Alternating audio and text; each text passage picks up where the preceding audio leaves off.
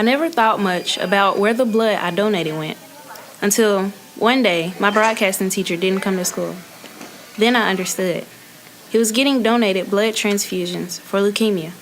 So we decided to see where the blood goes. After you've donated blood, it is packed into a box that contains 2 9-pound bags of ice.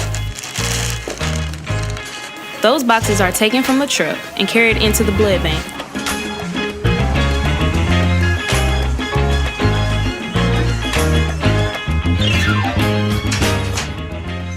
Once they are unpacked, the bags of blood will be scanned, and the information of the donor will be entered into a computer.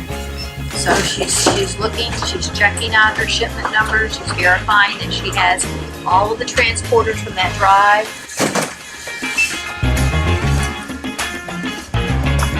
Okay. These particular transporters are packed cold, cooling from 1 to 6 degrees. And so we have to have these manufactured within 72 hours from start to finish.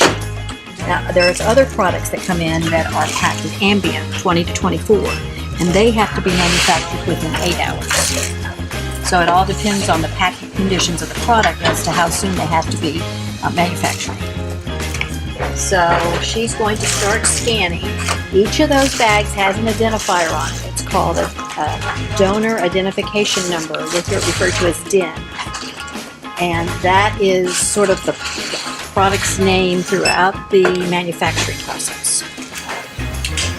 And it's during this process is that they determine the blood's gender, ABO type, and any other special needs. So Rhonda's beginning to scan, and she's scanning each DIN, and it's pulling up her technical questionnaire for every bag. She's going to answer it electronically. Is the packing condition acceptable? Y and yes, no. How was it packed? Cold? In this case, it's cold. Sometimes it could be ambient. Each of these blood collection sets have a certain number of bags based on the number of products that we're going to be making from that whole blood unit. So you'll have your bag that the blood was collected in, then you'll have a plasma bag, which is another satellite bag, and then you'll have an additive solution bag, which is what we're going to see as we watch the manufacturing process. It's a solution that's added to the red cells that extends the life of the red cells. And then you'll have a red cell bag that we'll filter into. So that's for these bags. So this is the whole blood. What happens now that it's here? Well, this particular unit will come over here, and we'll remove the grommet, which is the metal piece that has been sealed off from the collection bag at the collection site. Then we will disposition these products out to determine, based on gender, what type of plasma we're going to make. We'll remove this grommet, and then we will fold those units and send them into the manufacturing line to be centrifuged. And that's what Gervais is doing right there, is he's preparing that whole blood unit by a folding process to be placed into a liner cup and then into a centrifuge cup to be spun in the centrifuge. Okay. Remember we talked about the red cells at the bottom and the plasmas at the top. Okay. As part of this process, you'll notice that he positions his bags and then he breaks the cannula.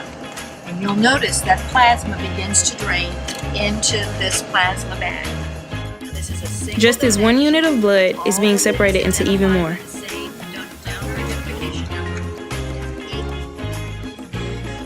Okay, now what's going to happen with that red cell is he's hanging that red cell on a glucoreduction pole. Glucoreduction meaning that it removes the white cells from the red cells. Everything in our facility is leukoreduced. When the worker Gervais shakes the bags, the red cells begin to drain data to the filter. Remember, this is the leukoreduction filter that is going to be removing the white cells from these red cells. These will continue to filter until they are completely empty and the top bag goes into the final bag. While Gervais is finishing up his work, his coworker Don will burp up the air out of the other bags to make sure there is no excess air and to make sure they are completely drained. Next, we went into the freezer where the plasma is stored. The plasma is hard frozen solid. The plasma will remain here labeled until test results come back, and then they will be ABO labeled and sent to the big freezer in distribution.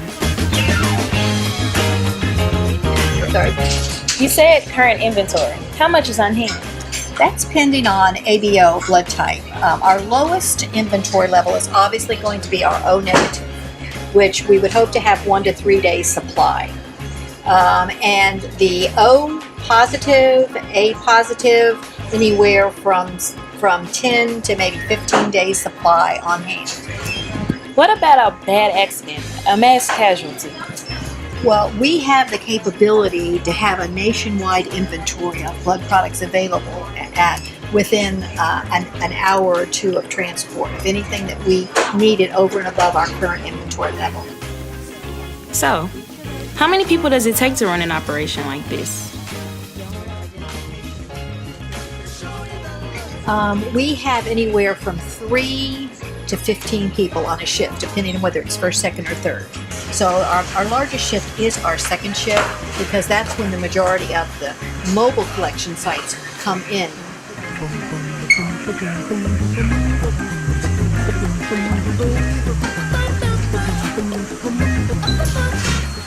Our blood drive is in the morning, so all of these blood drives deliver in the afternoon? Yes, that's right. They run anywhere from coming in at about 1 to 2 o'clock and then all the way up to 12 midnight.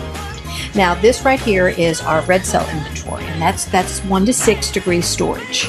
And we also have a big walk-in freezer, minus 30, where our plasma is stored, and then our platelets are stored at room temperature. I like to take this to a personal level. When our teacher had cancer and they made the call for a transfusion, who took the call? And a call would come in right over here, and I'll take you over here. This is Naya. Naya would have received a call, and she would have taken the call and written down the order, and then went and pulled the product from our storage areas, packed it up, and then it would be delivered directly to the hospital. It makes me feel very good knowing that I come to work every day and I'm able to help people and save lives. It's amazing that so many people can be helped by just one pint, just 20 minutes of our time, because that's where the blood goes.